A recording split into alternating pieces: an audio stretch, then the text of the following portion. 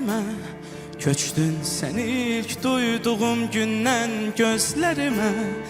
Görünürsən hər baxdığımızda. Ben sevgiye hiç vaxt inanmazdım. Beni sen inandırdın sevgilim.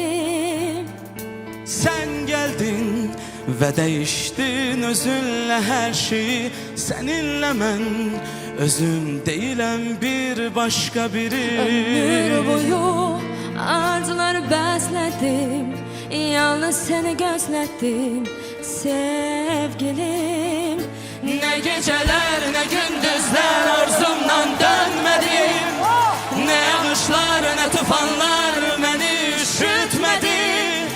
Ne sınavlar yalnızlıklar göze görünmedi. Tek seni gözledim, yalnız seni gözledim.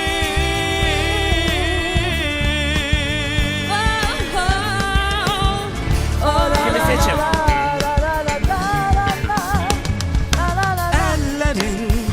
Ellerime ilk defa toxunanda anladım. O elleri bırakmam bir canda. Anladım, son nefesim olsa da tek senin dünyada sevgilim. Ne geceler ne gündüzler arzumdan dönmedim. Ne yağışlar ne tufanlar beni üşütmedi.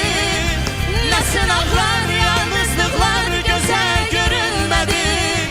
Tek seni gözledim, yalnız seni gözledim. Ne geceler ne gündüzler arzumdan dönmedim. Ne yağışlar ne tufanlar beni üşütmedi. Ne sınavlar yalnızlıklar göze görünmedi. Tek seni gözledim, yalnız seni gözledim. Yalnız seni gözledim. Yalnız seni gözledim. Yalnız seni gözledim. Yalnız seni gözledim.